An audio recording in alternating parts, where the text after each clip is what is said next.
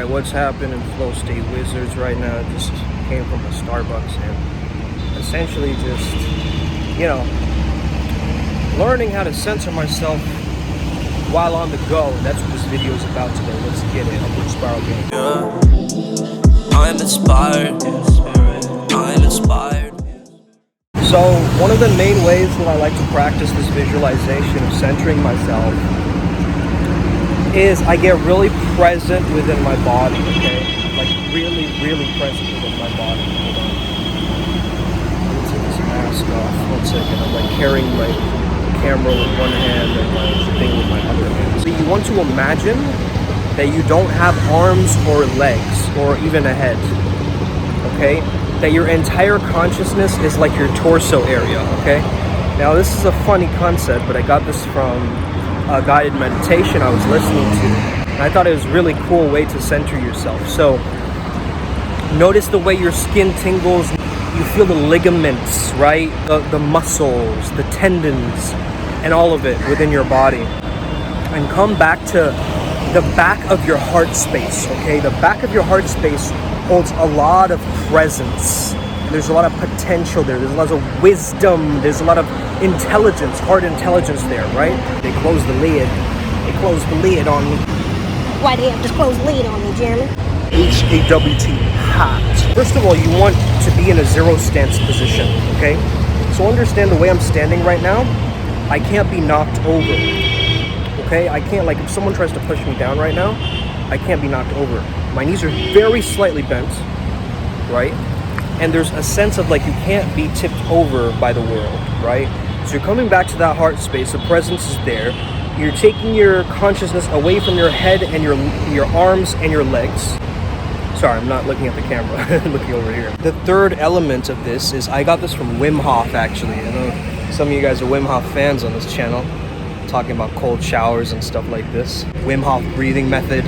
You guys are into this stuff, man. I know you secret fans out there love this Wim Hof, like ice, water, delving into the cold type of stuff, right? The whole idea of the Wim Hof method that I found fascinating is when you hold your breath, right?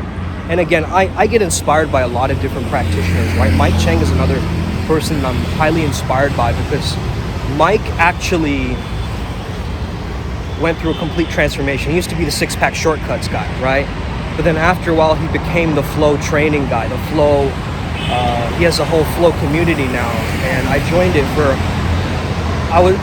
for like maybe like a couple of months, and I learned a lot of different things from him. One of the things was the flow practices and the flow training. Now the cool thing about flow training is that it combines yoga, meditation, qigong, push-ups, like all this kind of stuff all together at once. And the first portion of his workouts is almost like an energy flow type of thing, okay? Like an energy flow. And he has this one exercise where he holds his breath, and as he's holding his breath, he's moving his head like this, right? He's moving through his body like this, and then he exhales. And it does something magical and miraculous to the body, where if you have any tension within your body, if you hold your breath, and you visualize that you're sending the breath to the area of your body that holds the tension. Let's say it's your lower back. Try this right now with me. Wherever you're holding tension right now, try this on with me. Hold your breath. Let's do it together. Hold it.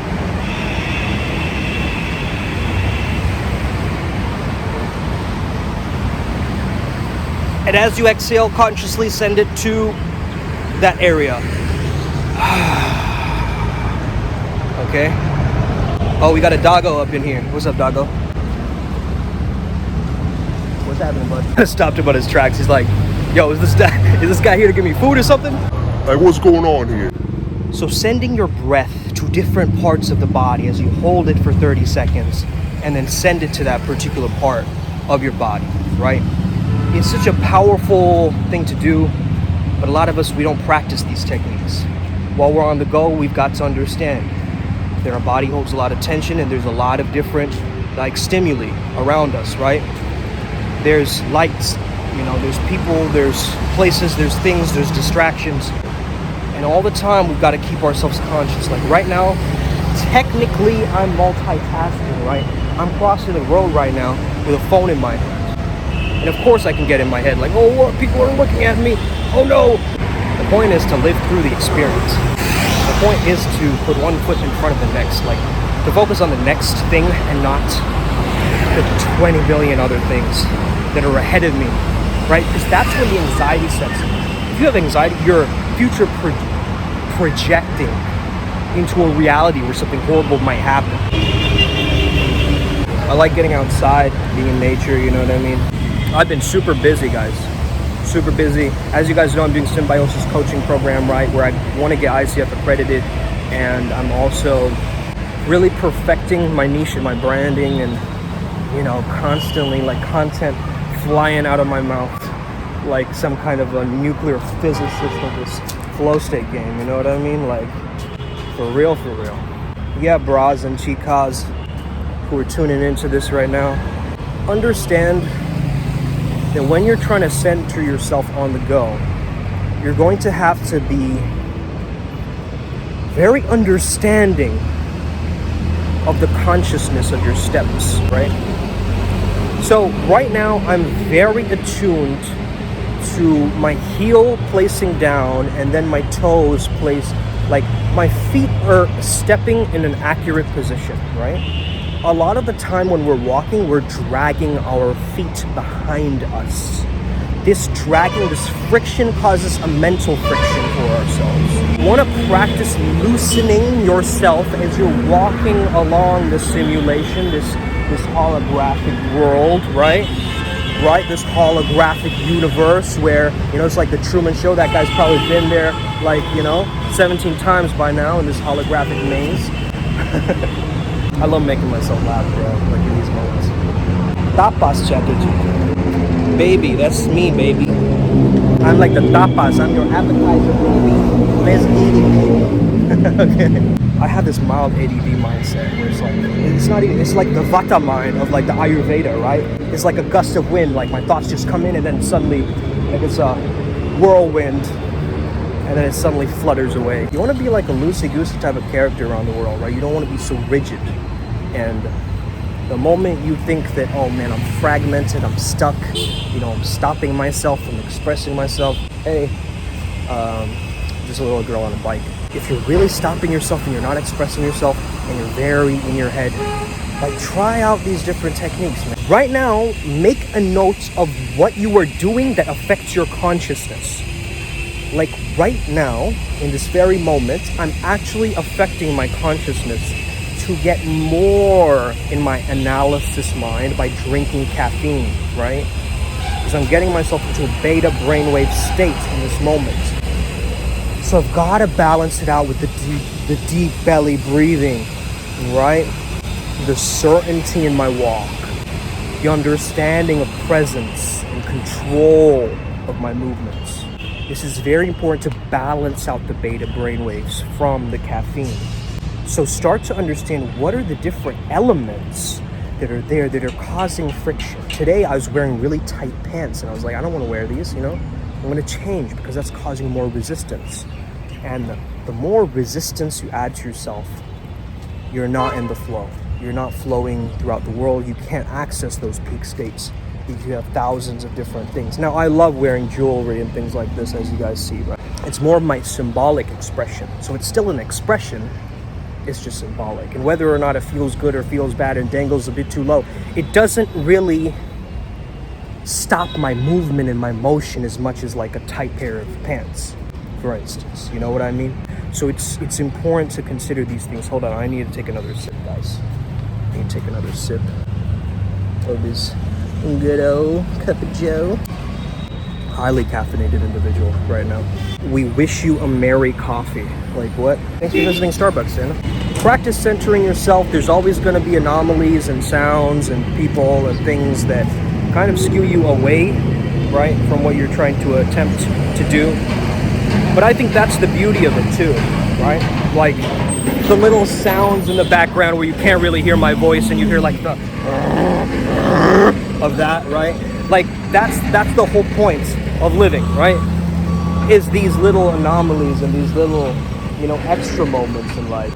We always have an internal decision that we make, and it comes from our thoughts a lot of times. So our thoughts get embodied. Okay, really understand this. If you have a sad thought, you're going to hold your body in a sad way. If you have a happy thought, you're going to hold your body in a more joyful way. It's really important for you to consider what are the learned responses and the thoughts that I'm not aware of. When you have this ability to stop your thought, to pause your thought and go, wait a minute, is that even accurate what I just thought there? And you can expose the cognitive biases. I'm generalizing now way too much, man, that statement. That's ridiculous. Right, I had an affirmation today, and for my Instagram, right? Let me show it to you right here. So it's spotting out how ridiculous our thoughts are, right? And being able to laugh at how silly it is. And it's all a creation, right? It's all creativity of my own beautiful brain, my own beautiful mind that's creating these experiences for me. So oftentimes we shame our minds so much. We say, oh, monkey mind. Your mind is nothing. You can't win against your mind. And we have all this negativity against the mind. But if you want your mind to be on your side, it's gotta be your friend. If you get a sad thought, start to understand, I am not sad. This thought I'm having is putting me into a very sad state. It's all about acknowledging what you're doing in the moment. And if any emotions or resistance or temptation or distraction comes up, what you want to be doing is you want to acknowledge it, like, hey there, I see you, and then drop it. You gotta be from a dweller to a propeller. What does a dweller do, right? A dweller is somebody who has the same thought over and over again. They're ruminating. They're like, their wheels are stuck in the mud and they're digging themselves deeper into the quicksand of the mud, right?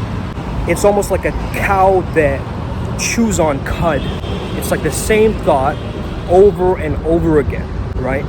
Whereas a propeller is somebody who is more using the thought, but then also stacking the thought so that it has a momentum to the thought. It doesn't stay the same thought, right? Let's say like, oh man, this video is not gonna get many views, whatever. Some little tiny idiotic thought comes into my mind. I think, that's funny that this mechanism called Sumed, this mind, body, spirit complex of Sumed has this insecurity in this moment. So I almost create that distance from my character is being played and the spirit that is Sumed, right? I love it. I love it, these tourists that see me making these videos. They're like, who is this person? Is it YouTube? I hope this video helps you out today. I hope you have an incredible, amazing rest of your day. The most flow-tastic day ever. Have an incredible day. May the flow be with you and stay legendary. Let's get it today. Upward spiral, gang.